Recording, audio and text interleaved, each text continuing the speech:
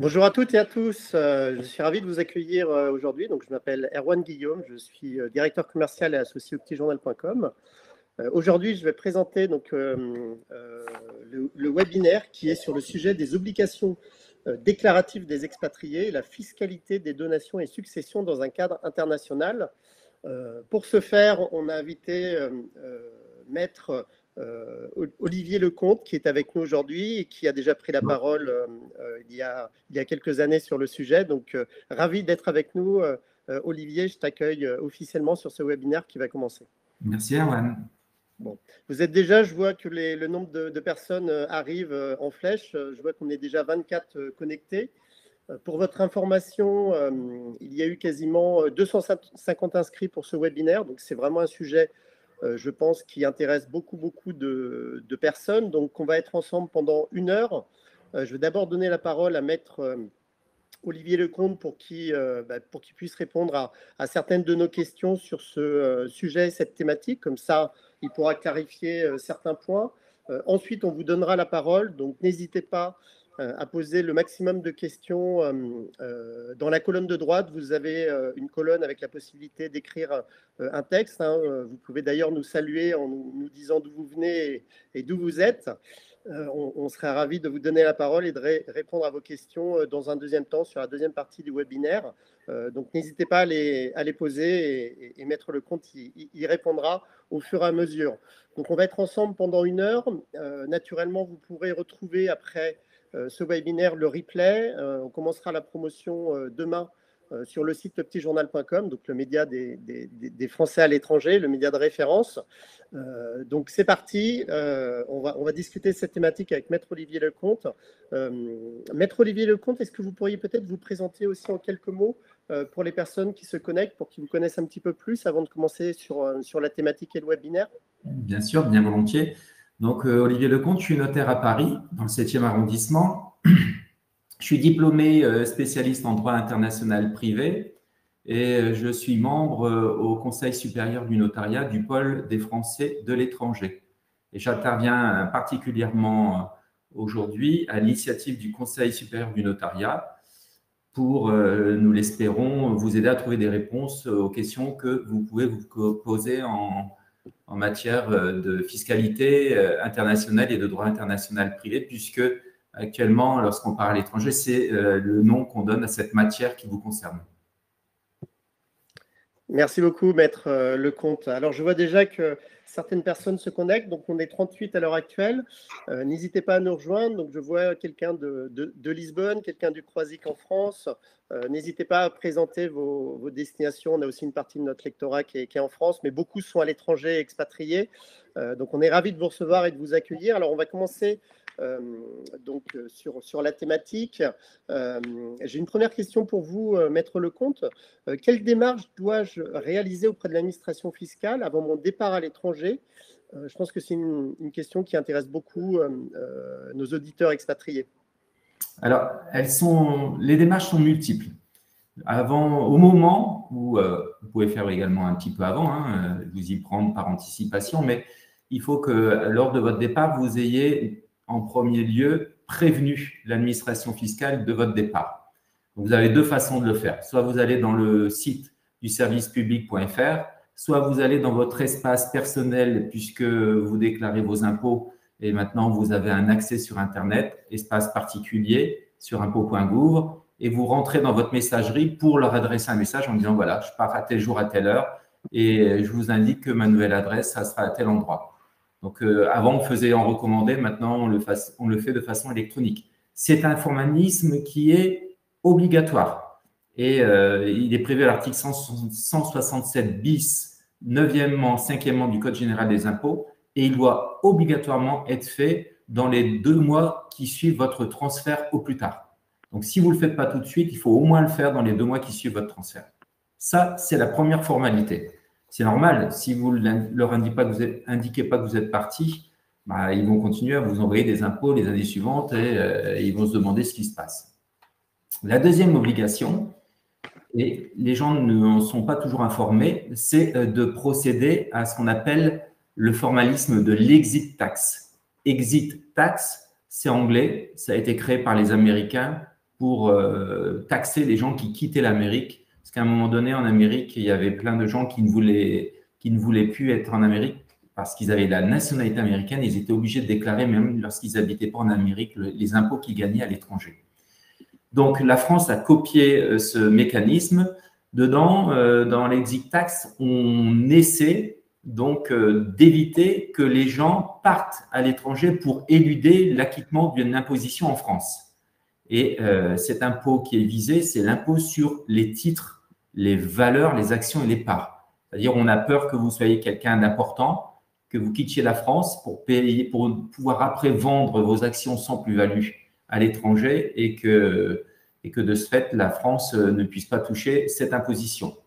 Alors, cette taxe, elle ne concernera que les personnes qui sont en France au moment de leur départ, plus de 6 ans sur les 10 dernières années, puisque les plus-values, pour y être soumis, il faut avoir donc été en France plus de 6 ans sur les dernières années.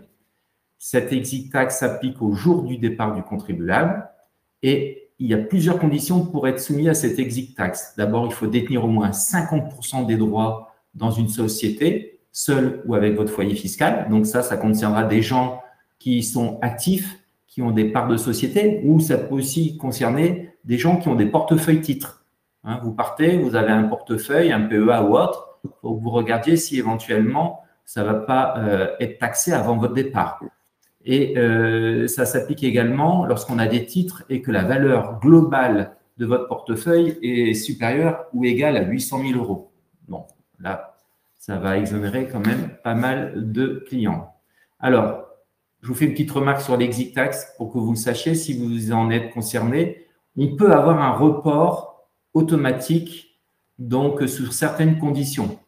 Alors, ça veut dire quoi? Ça veut dire qu'on ne vous fait pas payer l'exit tax. C'est si vous partez, par exemple, dans un pays de l'Union européenne, parce qu'on considère que si la France ne prend pas la taxe, ça sera un pays de l'Union européenne qui le prendra, donc ça profitera quand même à l'Europe.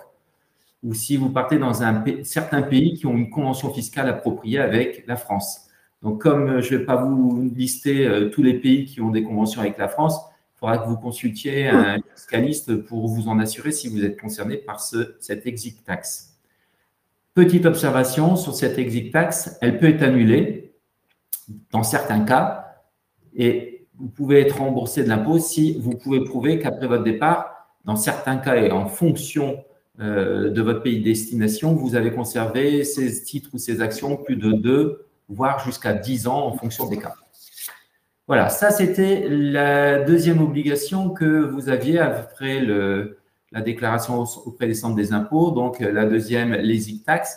La troisième que vous devez connaître, c'est les douanes. Vous partez, vous quittez la France et est-ce que vous devez déclarer ce que vous allez emporter avec vous au niveau des douanes? Alors maintenant, tout ce qui est transfert via un compte bancaire, un transfert SWIFT et autres, tout ça, il n'y a pas de souci, c'est plus à déclarer. Par contre, tout ce que vous pouvez emporter avec vous, les espèces, les chèques de voyage ou les titres porteurs, si vous prenez plus de 10 000 euros par personne lors de votre voyage, il faut faire une déclaration auprès des douanes.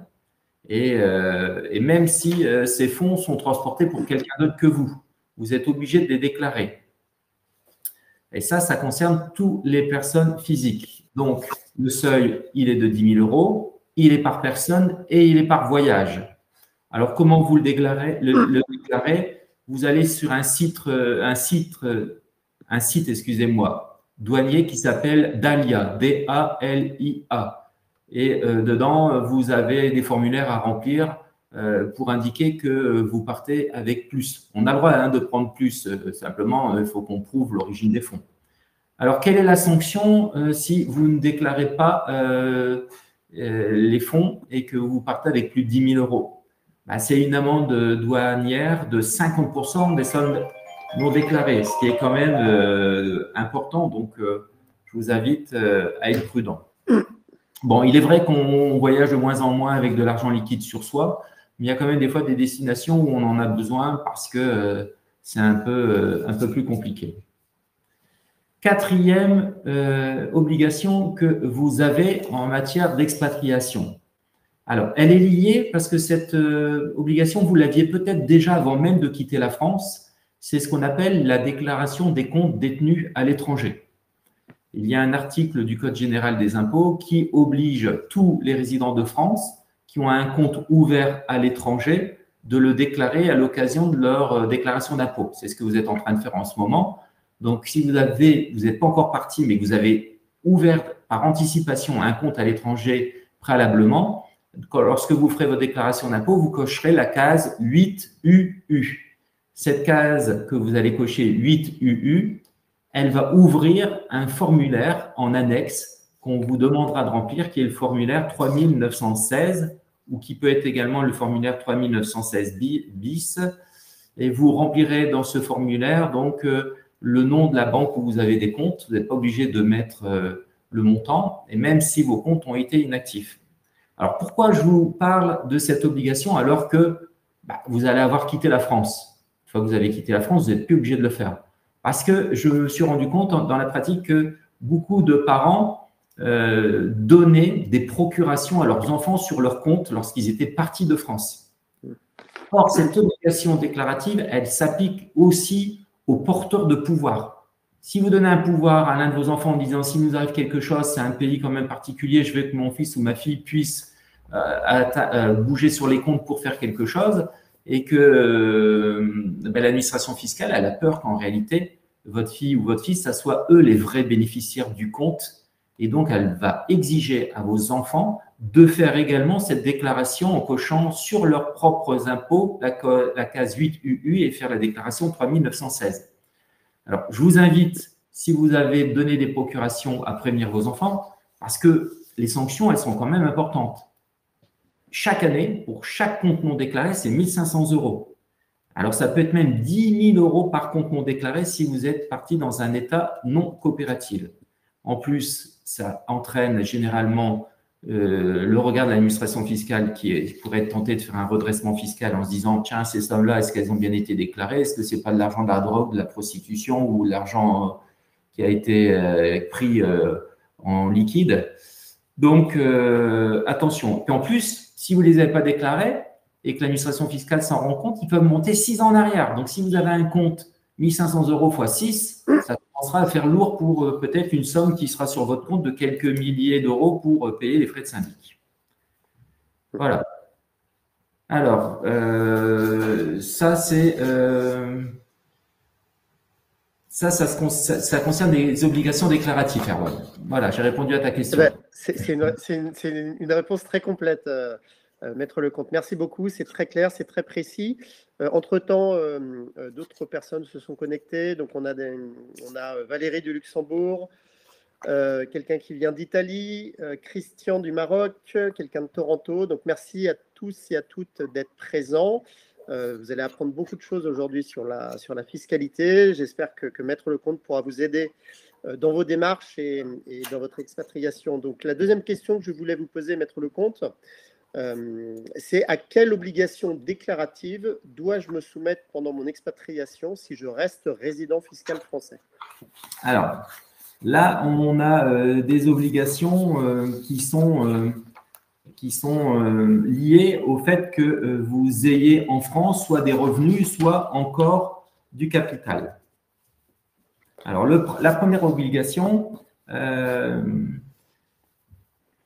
qui va s'ajouter à toutes celles que l'on a vues tout à l'heure, puisque vous aurez déjà formé les autres, elle est liée à l'article 4A du Code général des impôts. L'article 4A du général des impôts dit qu'on a une obligation de déclarer en France les revenus encaissés à l'étranger. Donc, les personnes qui ont en France leur domicile fiscal sont passibles de l'impôt sur le revenu en raison de l'ensemble de leurs revenus, y compris ceux de source étrangère. Et les personnes qui n'ont pas en France leur domicile sont passibles de l'impôt sur les revenus en raison de leur seul revenu de source française. Ça, c'est le texte de base. D'accord?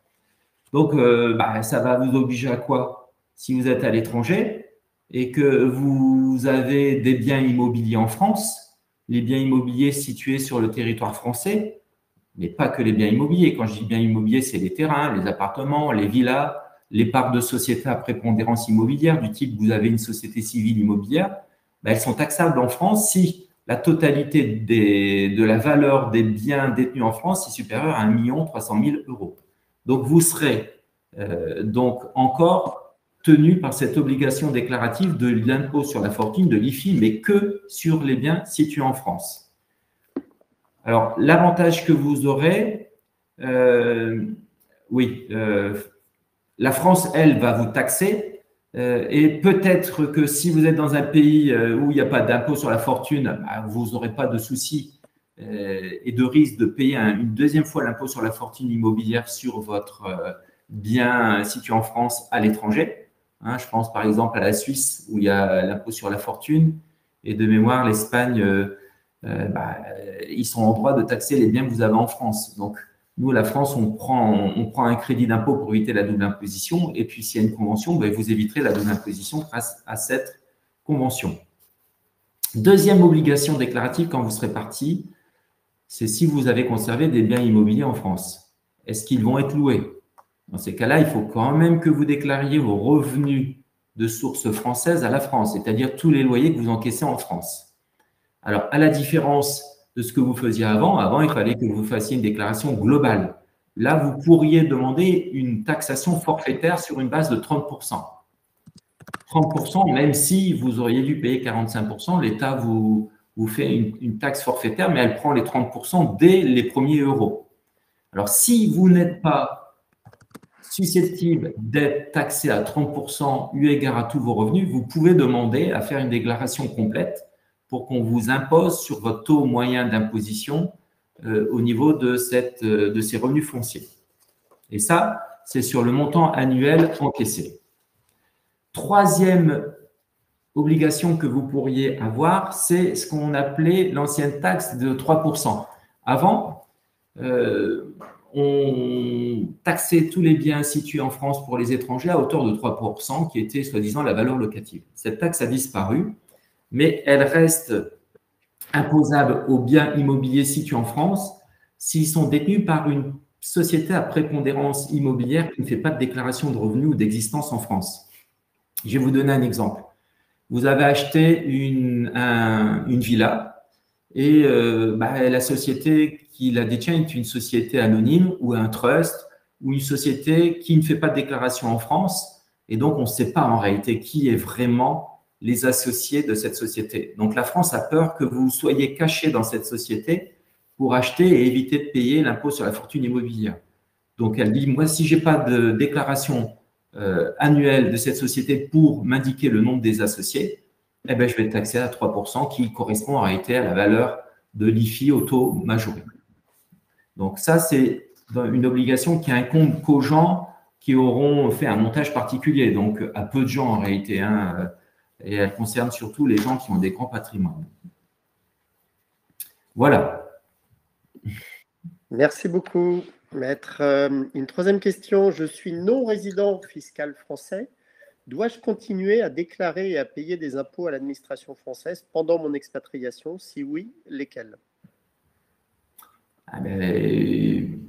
Oui, alors lesquels? Ça va être l'IFI, l'impôt sur les revenus fonciers, et ça va être l'impôt sur l'impôt sur vos revenus de source française. D'accord? Parce que vous pouvez être parti à l'étranger, mais vous pouvez encore avoir des revenus parce que vous travaillez en France. Alors, si vous êtes retraité et que vous partez à l'étranger, les retraites ne sont pas taxables à l'étranger, sauf les retraites versées par le Trésor public si vous êtes des anciens fonctionnaires. Parce qu'on estime que c'est l'État qui vous paye, donc c'est l'État qui a le droit de prendre l'impôt. Merci. J'ai une question qui peut être en lien, une question en direct qui peut être en lien justement avec ce que vous venez d'évoquer, Maître. Oui. Donc c'est Sabine, a priori en Espagne, qui nous dit: en Espagne, il n'y a pas d'obligation de faire une déclaration d'impôt espagnol si le salaire annuel ne dépasse pas 15 000 euros.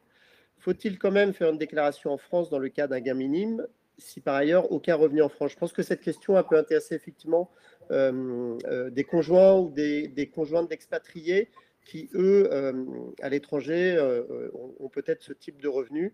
Qu'en pensez-vous, Maître?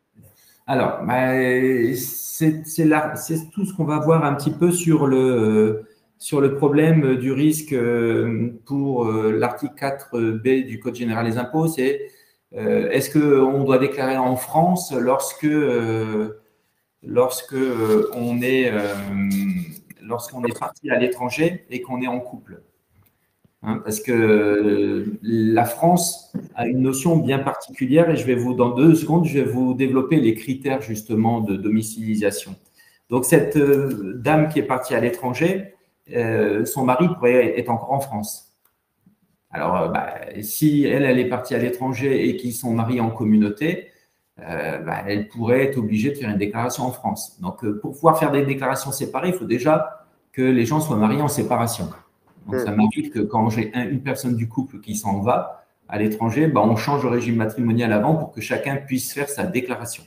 J'ai un deuxième point qui est des fois important. J'ai des fois une personne du couple qui part à l'étranger, mais le foyer fiscal reste en France, c'est-à-dire les enfants restent à l'école en France et l'administration fiscale a une notion particulière du couple. Elle estime que le couple habite dans le pays où les enfants vont à l'école. Et donc, elle demande à ce que tous les revenus soient déclarés en France, quitte après à ce que, dans le cas de l'Espagne, l'impôt payé en Espagne soit déduit de l'impôt payé en France grâce à un crédit d'impôt. Donc, ça me permet c'est très bien, elle me fait rebondir sur ce que l'administration fiscale considère taxable en France. Donc, je vais reprendre les critères pour que vous les ayez bien en tête pour éviter que vous ayez des difficultés, mais c'est quand même assez compliqué et mon exposé va être assez court, donc il ne faudra pas hésiter à consulter un spécialiste en droit international parce que je ne veux pas vous en dire de trop et après que ça soit trop compliqué. Premier critère, l'administration fiscale française considère que vous êtes un résident de France à partir du moment où vous avez votre foyer ou votre séjour principal en France. Et l'article 4B, premièrement, petit a du Code général des impôts. C'est quoi le foyer? C'est là où votre famille vit. Vous vivez habituellement et vous avez le centre de votre vie personnelle et familiale. C'est aussi là où vous passez le plus de temps. Alors, j'attire votre attention parce que j'ai plein de gens qui, lors de consultations, me disent « je vais être à l'étranger plus de 183 jours, donc je ne serai pas résident de France ». Oui, peut-être que vous serez hors de France plus de 183 jours, mais l'administration fiscale considère que vous avez votre foyer en France si vous ne passez ne serait-ce que 200 jours en France, mais que dans les autres pays, vous ne passez pas plus de 200 jours. Dans un autre pays ailleurs, enfin, vous voyez, vous pourriez aller dans 5 pays, dont 200 jours en France, et la France, ça soit les 200 jours, le pays où vous passiez le plus de temps. Dans ces cas-là, on va dire, mais c'est quand même un résident de France. Donc, le calcul des 183 jours, il doit se calculer, on doit passer moins de temps en France que dans un autre pays et dans le même autre pays, toujours. Ça, c'est le risque. Deuxième critère retenu par l'administration fiscale, c'est votre activité professionnelle principale. Si vous êtes domicilié en France et si vous travaillez, si vous êtes domicilié hors de France, mais que vous travaillez principalement en France, on va considérer que vous avez votre foyer en France. Alors que si vous avez une activité qui peut être une activité non salariée, c'est pas obligé d'avoir un CDD ou autre. Simplement, vous pouvez être une profession libérale ou même être auto-entrepreneur. Parce qu'il y a des gens qui partent à l'étranger, qui se mettent encore auto-entrepreneur. L'administration fiscale pourrait dire, oui, mais vous avez travaillé plus de temps en France qu'à l'étranger, donc vous avez beau être à l'étranger, moi je considère que vous êtes français. Alors, un petit exemple, vous travaillez 8 mois par an en France et 4 mois à l'étranger. Votre activité professionnelle elle va être en France. Troisième critère qu'ils retiennent, c'est le centre des intérêts économiques. Celui-ci, il est un peu plus méchant parce que vous êtes parti, vous vivez vraiment 100% à l'étranger, mais on va regarder vos investissements, on va regarder vos comptes bancaires, les sources de vos revenus principaux, et puis on va dire que si la majorité de vos revenus sont de source française, c'est-à-dire des loyers que vous touchez en France parce que vous allez louer votre maison, d'une retraite que vous touchez en France, dans ces cas-là, on va dire que le centre de vos intérêts est en France et que vous êtes domicilié en France. Ça oblige les gens qui partent à l'étranger, et je pense souvent au Portugal parce que j'ai eu beaucoup de retraités qui sont partis au Portugal et qui partent au Portugal en disant « oui, mais moi, je vais être résident portugais ». Eh oui, d'accord, ok, vous partez au Portugal, mais vos revenus, c'est quoi? Ah, ben, c'est ma retraite. Bon, ok. Et puis après, ah ben oui, mais j'ai de l'argent sur la banque, mais je veux que ça reste en France, j'ai pas trop confiance. Ah ouais, si vous n'envoyez pas votre argent au Portugal pour que les assurances vie produisent des intérêts au Portugal plutôt qu'en France, ou que vous ayez d'autres revenus, bah, la France pourrait considérer que vous êtes purement et simplement donc un résident de source française. Alors après, sauf à appliquer une convention entre les deux pays, à regarder d'autres critères. Mais du côté français, vous pourriez être considéré français. Vous pourriez être considéré comme étant résident de France. Et du côté portugais ou d'un autre pays, vous pourriez également être reconnu comme résident. Et à défaut de convention, ça pourrait entraîner une double imposition. Alors, dans les quatre critères que je vous ai indiqués, dans les trois critères que je vous ai indiqués, un seul suffit. Donc, on n'a pas besoin d'avoir les trois critères. Dès que vous avez coché l'un des deux, des trois critères, la France dit « Ah ben ça y est, c'est un résident de France, taxable en France ». Donc, en ce qui concerne cette personne qui est en Espagne, comme on a une convention avec l'Espagne, les critères peuvent être des critères différents. Ils sont dans l'article 1 de la convention, il faut les lire et on regarde qui a le droit d'imposer et où est-ce qu'on estime qu'elle va être domiciliée. Donc, si elle a peu de revenus et qu'on considère que c'est une résidente au terme de cette convention espagnole, bah, elle n'est pas obligée de déclarer en France ses revenus. Maintenant, si elle a des revenus de source française, c'est-à-dire des revenus qu'elle touche en France du type des dividendes, des loyers parce qu'elle a un appartement, là, il faudra obligatoirement, tout ce qui est situé sur le territoire national, il faut obligatoirement le déclarer au centre des impôts. Merci beaucoup, Maître. On va passer prochainement à la deuxième partie. Encore, je m'excuse, Herman, encore un petit Vas-y. conseil. Je m'excuse parce que ça me revient là. Oui. J'ai aussi beaucoup de gens qui conservent des résidences secondaires lorsqu'ils partent à l'étranger. Et franchement, on est dans des positions un petit peu difficiles. Parce que l'administration fiscale, vous dites à moi, c'est une résidence secondaire, mais l'administration fiscale, elle pourrait dire, bah oui, mais qui me dit que c'est vraiment une résidence secondaire? Est-ce qu'il ne passe pas plus de temps en France? Surtout qu'avec l'Espagne, bah, on n'est plus obligé de prendre l'avion, hein, on peut venir en voiture, donc l'administration fiscale, elle ne peut pas vraiment savoir combien de temps vous passez dans quel pays. Donc, si on veut éviter ce genre de soucis, bah, sa résidence principale, secondaire, on la loue, on ne la garde pas. J'ai même vu en jurisprudence des cas où l'administration fiscale considérait qu'une personne était résidente en France alors qu'elle n'avait pas de résidence secondaire, mais parce qu'elle venait toujours dans le même hôtel où là-bas, il lui avait gardé une pièce pour regarder ses affaires personnelles. Donc, on considérait que bah, c'était comme un domicile et on l'a requalifié de résident de France. Voilà, donc attention avec les résidences principales. Je sais que quand je conseille de les vendre pour éviter ce souci, les gens sont très réticents parce qu'ils veulent garder une attache avec la France, mais ça peut devenir un problème. Alors, un moyen, lorsqu'on est vraiment à l'étranger, et c'est ce qu'il faut être, enfin, il faut que ça soit le cas, sinon il ne faut pas que vous déclariez à l'étranger que pour des raisons fiscales, vous risquez de gros soucis. C'est le système de la boîte à chaussures. Vous gardez une boîte à chaussures et tous les jours, quand vous allez faire vos courses dans le pays où vous êtes, vous gardez la preuve de ce que vous avez acheté, de ce que vous avez dépensé. Surtout qu'il y a des pays dans lesquels on paye beaucoup en liquide. Ce n'est pas comme en France, toujours avec les cartes bancaires quand on s'en va dans les pays d'Asie ou autre.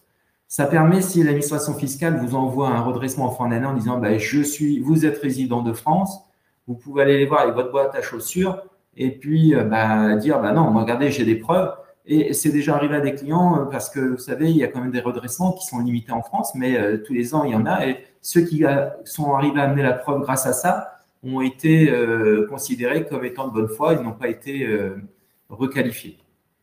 Voilà, c'était un petit conseil que je voulais vous donner aussi. Merci beaucoup, Maître. Je pose une dernière question sur cette partie-là. Donc, on a beaucoup de questions. On ne pourra pas toutes les traiter maintenant. Alors, j'en ai vu une qui provenait de Singapour. Hein. On est beaucoup lu à Singapour. Donc, allez, au hasard, je prends celle-ci. Bonjour, je suis actuellement expatrié à Singapour. Je vais rentrer en France prochainement. J'ai encore des placements à Singapour, assurance vie, ETF. Serais-je taxé sur la déclaration de valeur ou uniquement quand j'aurai des gains sur ces assurances? Est-ce que vous avez une réponse à apporter à David? Alors, sa question, elle est intéressante parce que est-ce que c'est opportun ou pas de garder les actifs qu'on a à l'étranger avant de revenir en France? Il faut être franc que la France, on est quand même un des pays du monde les plus taxés. Hein, donc, vendre des biens, des actifs lorsqu'on est en France, c'est des actifs qui seront à déclarer en France et qui seront taxés en France. Ça veut dire que, sauf si la convention exonère, donc il faudrait lire la convention, mais généralement, lorsqu'on est résident de France, on a ce qu'on appelle une obligation de déclarer ses revenus de source mondiale. Et puis, la France taxe la totalité des revenus, en ce compris les plus-values et les revenus qu'on a à l'étranger, et avec un mécanisme qui est soit l'exonération, soit le crédit d'impôt, accepte qu'on déduise les impôts qu'on a payés à l'étranger. D'abord, faire cette déclaration, ça coûte vachement cher. Parce qu'un fiscaliste en droit international, c'est un fiscaliste déjà français qui s'est spécialisé, qui a tendance à travailler à 250 ou 400 € de l'heure. Donc, ça peut coûter cher.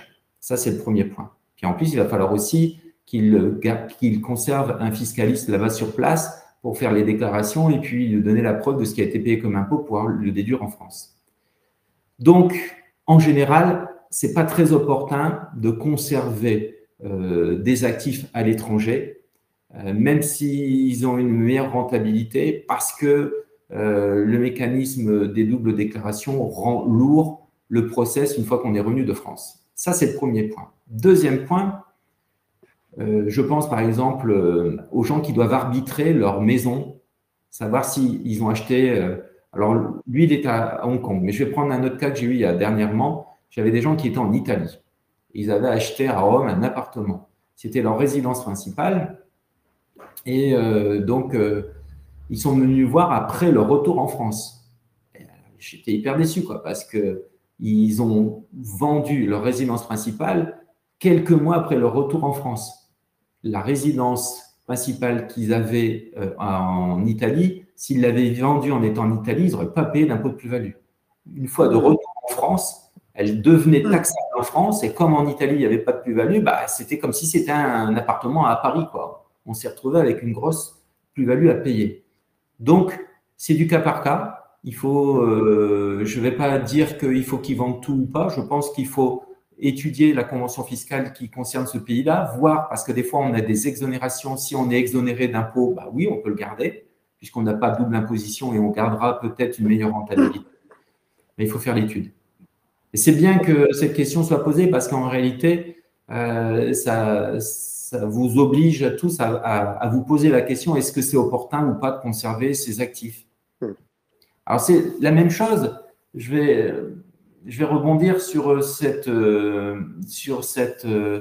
obligation de vigilance que vous avez. J'ai la même chose lorsque les gens quittent la France. Quand les gens quittent la France, on se pose la question de savoir si on doit vendre ou pas. Alors, je vais rester sur l'immobilier. Les immeubles que vous avez en France. Lorsque vous vendez votre résidence principale en France, vous êtes exonéré de plus-value.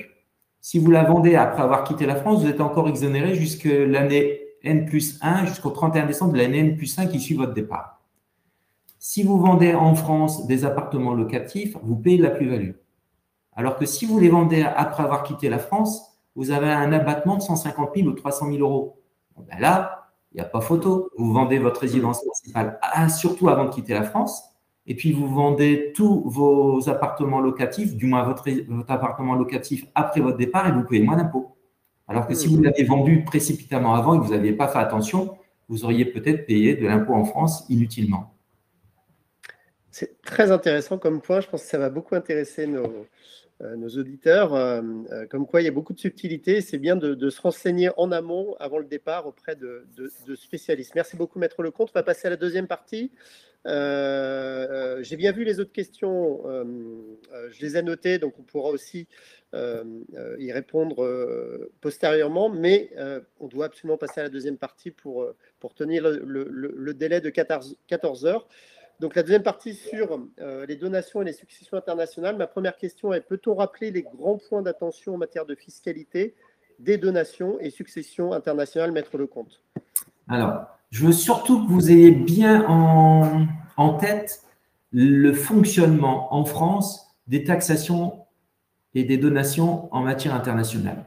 C'est quoi? C'est en réalité un texte qui est repris au Code général des impôts qui s'appelle l'article 750 ter du Code général des impôts. Alors, je sais, ils ont des annotations un peu particulières au centre des impôts. Ils mettent des lettres et des chiffres. Mais bon. Alors, cet article, il nous permet de déterminer dans quelle situation la France peut imposer une succession ou une donation, que ce soit l'un ou l'autre, hein, dans un domaine international, même si le défunt ou si le donateur n'est pas domicilié fiscalement en France. D'accord? Donc, la domiciliation n'est pas un critère. Il faut que vous sachiez qu'avant 1976, on imposait tous les citoyens français. Du moment que vous aviez la nationalité française, on vous imposait. Maintenant, on s'en moque. Ce qu'on veut savoir, c'est qui donne, est-ce qu'il est résident de France ou pas, est-ce que le bien est situé en France ou pas, est-ce que celui qui reçoit ou qui hérite est situé en France ou pas. Donc, on a 3 cas de figure. Le premier cas concerne tous les biens situés en France. Donc, si vous avez un bien situé en France, peu importe votre nationalité, peu importe le domicile du défunt ou de celui qui donne, du donateur, peu importe le domicile de celui qui reçoit ou qui hérite, c'est taxable en France. D'accord? C'est le cas, par exemple, d'un résident suisse qui fait une donation d'un appartement à Paris. Eh bien, on s'en moque, même si celui qui va récupérer l'appartement ne vit pas en France, c'est taxable en France. Deuxième situation, les biens situés à l'étranger, cette fois-ci. Est-ce qu'ils sont taxables en France? On va faire une distinction. On va regarder d'abord les biens situés à l'étranger dans le cas où celui qui donne, c'est-à-dire le donateur, ou celui qui vient de mourir, c'est-à-dire le décujus, le défunt, est domicilié en France. Donc, si le donateur ou le décujus est domicilié en France, on considère que tous les biens sont imposables en France, tous les biens mondiaux, hein, peu importe où ils se trouvent dans le monde. C'est-à-dire que là, si vous mourrez et que vous êtes résident de France, vos enfants ont bon à être à l'étranger. Vous avez beau avoir acheté un appartement au Portugal, eh ben, les biens situés en France et l'appartement situé au Portugal sont taxables pour tous vos héritiers. J'ai donc un exemple à vous donner pour que vous compreniez bien. Vous êtes résident de France, vous m'avez acheté un riad à Marrakech, il est hors de France, vous mourrez ou si vous voulez le donner, c'est taxable en France. Alors c'est sûr, la donation, vous n'allez pas la faire en France puisque c'est un bien situé à l'étranger. N'empêche que vous allez me voir avec cette donation. Moi, je vais prendre une copie authentique de la donation, je vais la déposer au rang de mes minutes et je vais le déclarer au fisc et je vais payer les droits de succession comme si c'était un bien situé en France. Troisième cas, toujours les biens situés à l'étranger. Cette fois-ci, j'ai le donateur ou le défunt qui est domicilié hors de France. Donc, vous habitez au Maroc, vous avez vos enfants qui habitent, vous avez un bien qui est situé au Maroc, vous habitez au Maroc. Je prends ça comme exemple pour que vous compreniez bien. Là, ça peut encore être taxable en France pour tous ceux qui vont recevoir ou qui vont hériter, si et seulement si ils ont habité en France plus de 6 ans sur les 10 dernières années. Et ça a été ajouté au Code général des impôts. Il n'y a que la France, l'Allemagne et quelques pays qui l'appliquent et ça élargit énormément le nombre de cas dans lesquels on doit payer des droits de succession. Donc, quand je vois des gens qui me disent « Ah ben moi, je vais partir à l'étranger parce que comme ça, il n'y aura plus de droits de succession. » Ah ouais, et alors, c'est pas parce que vous êtes à l'étranger qu'il n'y en a plus si vos enfants sont encore en France. Il faudrait que tous vos enfants partent avec vous à l'étranger pour qu'il y ait droit de succession à payer en France sur vos biens situés à l'étranger. Et il faudrait que vous vendiez tous les biens que vous avez en France pour qu'il n'y ait pas de droit de succession taxable en France. Or, ce qui est difficile lorsqu'on s'expatrie et qu'on est à l'âge de la retraite, c'est que les enfants ne suivent pas généralement. Ils sont déjà mariés ou autres. Donc, ceux qui restent en France, eux, ça ne changera rien pour eux. Ils devront payer les droits de succession sur la totalité de votre actif mondial. Alors, cet article 757, terre du Code général des impôts, dit les cas dans lesquels la France peut imposer. Bon, mais ceci étant, il peut que cet article ne s'applique pas si la convention y déroge. Donc ça, ce que je viens de vous dire, c'est au maximum. Après, on lit les conventions et on peut avoir des cas où l'article 750 terre 3, c'est-à-dire où les enfants qui sont domiciliés en France plus de 6 ans sur les 10 dernières années soient exonérés grâce à la convention d'impôt. Donc, c'est pour ça que quand vous partez dans un pays où il existe une convention évitant la double imposition en matière de donation et de succession, d'ailleurs, il y en a des fois en matière de donation, et de succession, mais des fois, il y en a qu'en matière de succession, de convention, il n'y en a pas en matière de donation. Puis des fois, les conventions en matière de succession ou de donation, elles sont contenues dans les conventions en matière d'impôt sur le revenu, ce qui est difficile à lire. Donc, vous savez que vous devez consulter, si vous n'êtes pas sûr de vous devez en amont vérifier s'il ne faut pas prévoir déjà des donations, même si vous êtes à l'étranger, pour éviter d'avoir trop de droits de succession à payer en France. Alors, j'ai des fois des cas particuliers parce que si vous faites des donations alors que vous êtes parti à l'étranger, il va peut-être falloir les déclarer à l'étranger. Puis à l'étranger, vous savez qu'en France, on a un mécanisme qui est la réserve d'usufruit, ce qui nous permet de déduire un montant de la valeur de l'appartement ou des biens en disant, comme je m'en garde l'usage, il vaut moins cher. Et l'usage tient compte de votre âge. Par exemple, si vous reste 50 ans à vivre parce que vous avez 50 ans, moi, je fais une décote de 50%.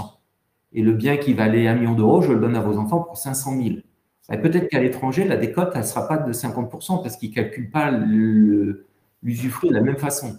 Donc, nous, en France, on appliquera nos barèmes. À l'étranger, ils appliqueront leur barème et puis on fait tout un calcul bien complexe. Voilà pour les grands points. Donc, pour les pièges à éviter, c'est que vous partiez la tête baissée sur des montages en disant je m'en vais parce que je ne veux pas payer de droits, je vais vendre ça parce que ça va me permettre de ne pas payer de droits ou d'éviter des impôts, puis que vous allez vous rendre compte qu'à la fin, en réalité, vous n'avez rien gagné du tout parce que vous avez fait le mauvais choix. Il faut vous renseigner. Voilà. Merci, maître. On continue avec les questions suivantes. Quand peut-il y avoir un risque de double imposition fiscale pour les Français de l'étranger? Alors, le risque de double imposition fiscale, il est surtout lié à l'absence de convention entre la France et cet autre pays lorsque vous partez à l'étranger. Alors, je vais prendre des cas de figure, parce qu'on a quand même la France, les Américains et les Anglais, on fait partie des 3 pays qui avons le plus de conventions fiscales parce qu'on avait quand même avant beaucoup de colonies et beaucoup de rapports dans le monde entier. Donc,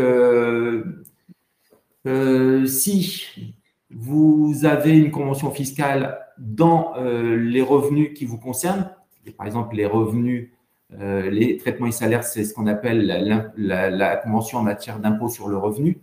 Si vous avez une convention en matière d'IFI, ça vous évite une double imposition, mais on n'a quand même pas beaucoup de conventions en matière d'impôt sur la fortune immobilière.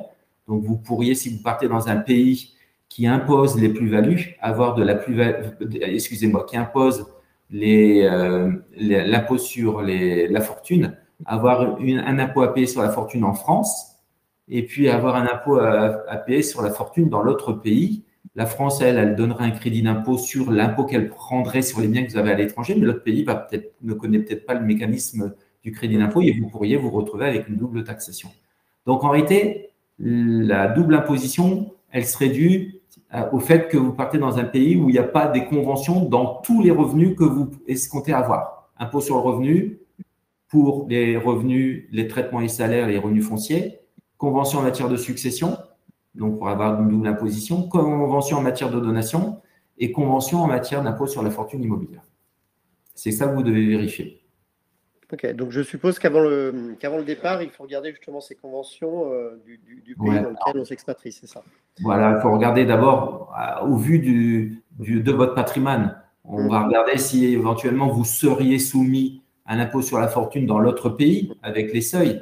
Et si vous êtes soumis à cet impôt, on va dire, bon, est-ce qu'on a un risque de double imposition? Et on le cube.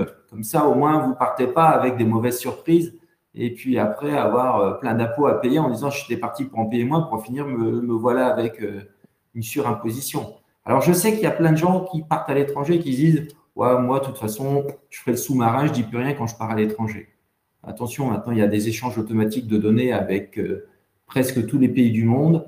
La France reçoit tous les 1er janvier la liste de tous les Français qui ont des comptes ouverts à l'étranger et nous, on envoie dans ces pays-là la liste de tous les étrangers qui ont des comptes ouverts en France.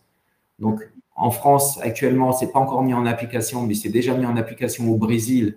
Le Brésil échange avec tous les pays d'Amérique du Sud la liste des actifs immobiliers détenus par les étrangers chez eux et reçoivent des autres pays la liste des actifs immobiliers, c'est-à-dire que il y a des fois des gens qui disent « Moi, je ne vais pas déclarer à l'impôt sur la fortune en France les biens que je possède en Espagne. » Dans quelques temps, si ça s'est mis en place, ils vont avoir de gros soucis parce qu'ils auront des pénalités sur 6 ans en arrière. Donc, vaut mieux tout déclarer plutôt que de prendre ce risque, puisque maintenant, quand même, avec l'IA qui se développe, l'information circulera de plus en plus vite. C'est noté. Comment se prémunir de ce risque de double imposition? Est-ce que vous conseillez certaines choses? Est-ce qu'il y a certains points à identifier ou à faire avant de partir pour se prémunir de cette double imposition? Alors, on ne peut pas s'assurer contre ça pour en payer moins. Il n'existe pas une assurance, vous voyez, pour dire je paierai une cotisation, ça serait trop bien. En réalité, il n'y a qu'un moyen, c'est arriver à obtenir l'information en vous renseignant et en faisant, nous, ce qu'on fait actuellement, c'est on fait des dossiers de gestion de patrimoine, une étude de gestion de patrimoine. On prend le cas, on regarde, parce qu'il n'y a pas que ça comme problème quand on part à l'étranger. Vous voyez, il y a ce risque fiscal, mais on a aussi un risque civil. Vous pouvez changer de régime matrimonial quand vous partez à l'étranger. Un Français qui s'est marié sans contrat, lorsqu'il part à l'étranger, au bout de 10 ans de départ à l'étranger, son régime matrimonial devient le régime étranger. Donc, vous allez travailler dans un pays du Maghreb. Dans les pays du Maghreb, on est en séparation de biens. Vous restez 15 ans là-bas, au bout de 10 ans, vous n'êtes pas en séparation de biens, vous venez à divorcer, puis vous vous rendez compte qu'en réalité, les biens que vous pensiez être communs dans votre couple, ils appartiennent qu'à celui de vous deux qui travaille, alors que l'autre a suivi pour s'occuper des enfants ou autre, ça peut être problématique. Donc, il faut faire une étude générale. Dans l'étude générale, on va travailler la fiscalité, parce qu'aujourd'hui, notre sujet, c'est la fiscalité. On va travailler aussi les effets civils de votre transfert. Très bien, parfait. Merci beaucoup, Maître Lecomte. Je vais piocher maintenant quelques questions. Il nous reste un peu moins de 15 minutes. Alors, je pense que je pourrais répondre à cette question, mais je ne vais pas me permettre. Je vais vous laisser la parole, Maître Lecomte. J'ai bien écouté tout ce que vous avez dit. Vous pouvez tenter, je vous dirai si c'est bon. Non, je ne voudrais pas me tromper, surtout pas. Donc, je vous laisse la main, mais j'ai bien écouté. Je pense savoir la réponse. Karen nous demande comment est imposé l'héritage d'un défunt qui résidait en France, destiné cette fois-ci à un héritier expatrié. Il est résident en France, article 750, terre premièrement du Code général des impôts. Il est résident en France, son actif mondial est taxable en France. Donc, tout ce qu'il a comme bien, que ce soit en France ou pas, même si ses héritiers sont à l'étranger, ça sera taxable en France. Alors, le problème, c'est que ça sera peut-être aussi taxable pour celui qui est à l'étranger. Ah, donc avec une double taxation, par exemple. Peut-être. C'est pour ça qu'il faut qu'on regarde s'il y a une convention qui évite la double taxation pour pas qu'à l'étranger, il soit tenté de taxer aussi. Et s'il n'y a pas de convention, il va falloir qu'elle aille voir un fiscaliste local en lui disant voilà, mon père est en France, lorsqu'il va décéder, comme je suis ici, est-ce que je suis obligé de déclarer ce que je vais hériter et combien je vais payer? Et est-ce qu'éventuellement, le pays accepte de déduire l'impôt que j'aurais payé en France, de mon impôt à payer dans ce pays? Parfait, merci beaucoup. Deuxième question. Il faut qu'elle anticipe. Une deuxième question, un petit peu plus dans le sens inverse, du coup, c'est Isabelle.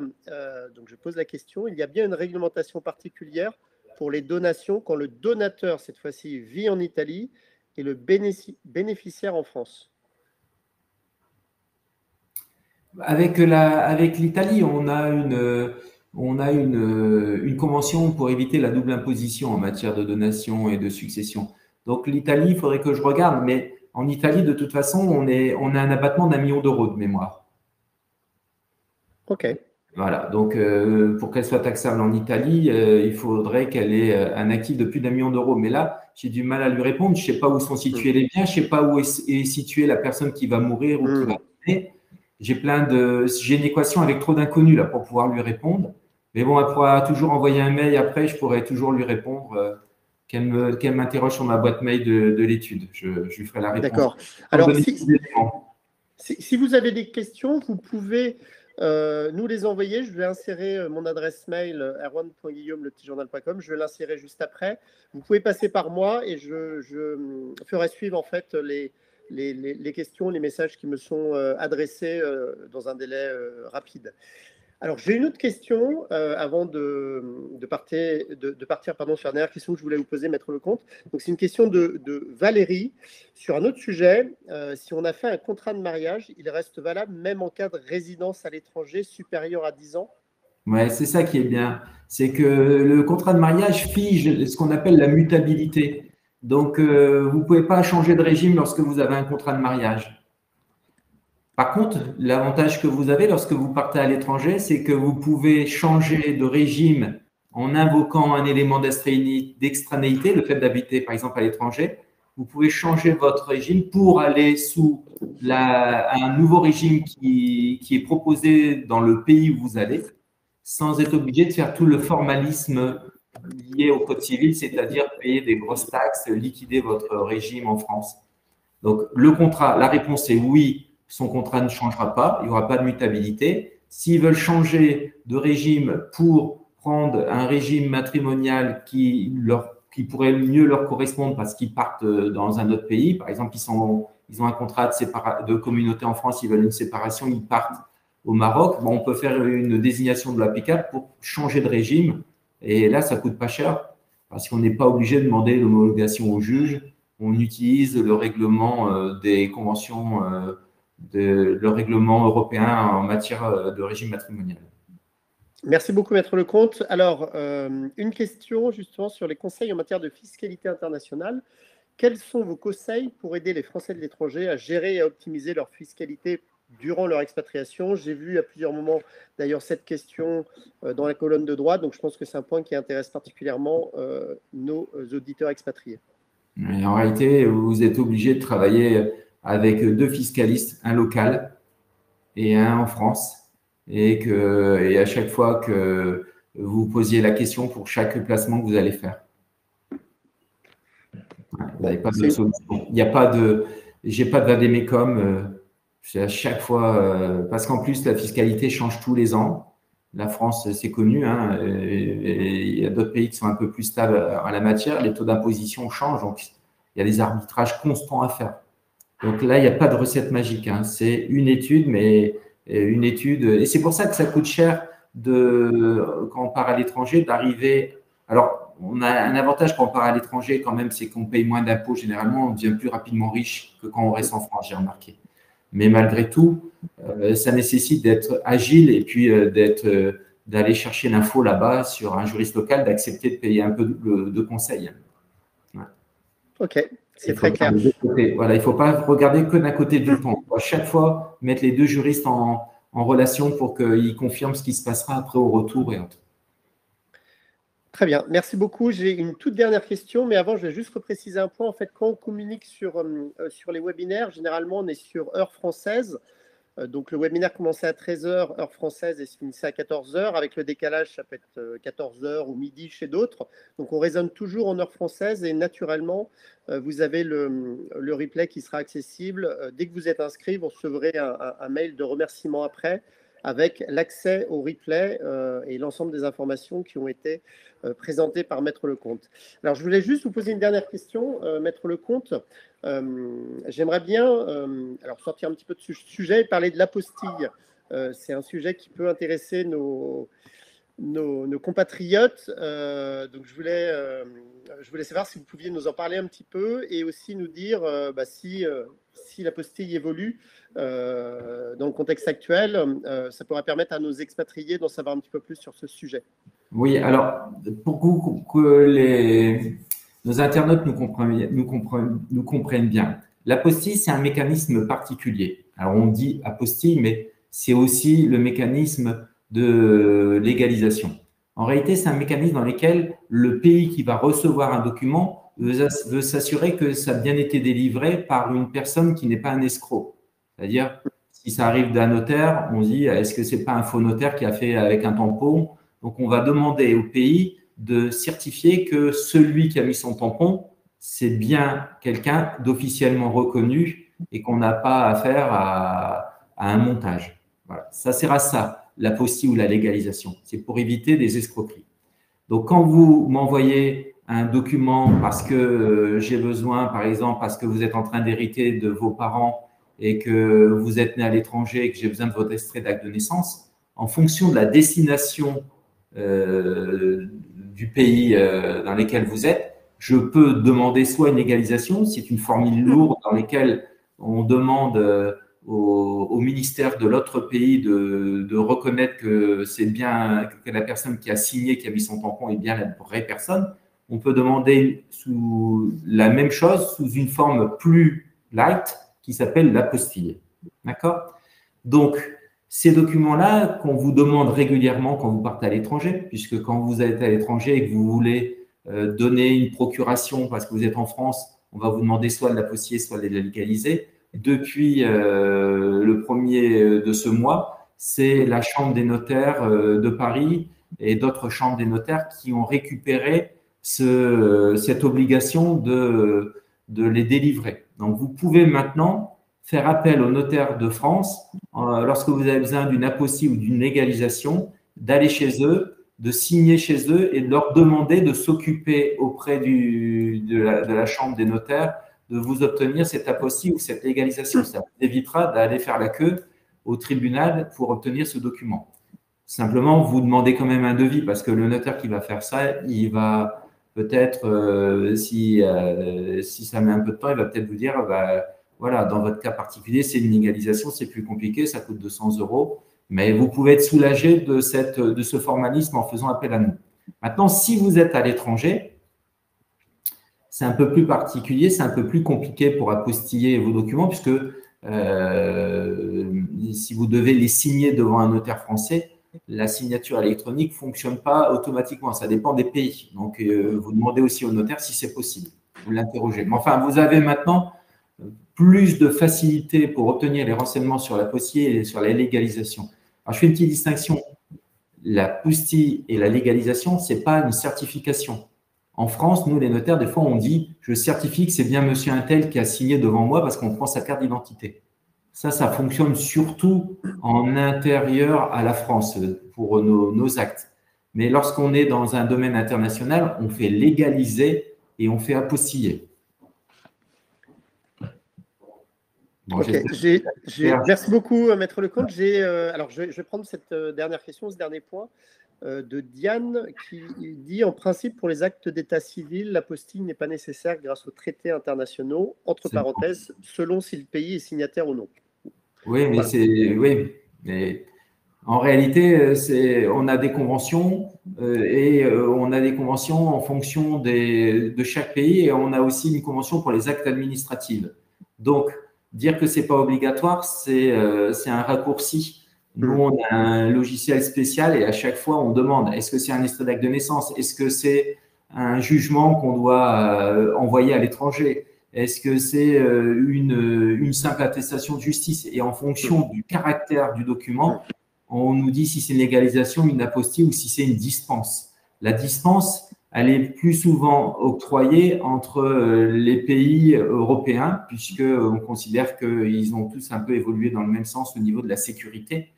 Mais ça ne veut pas dire, vous voyez, là, avec Madagascar, on a des dispenses, alors que c'est un pays où on a énormément de faux sur les états civils.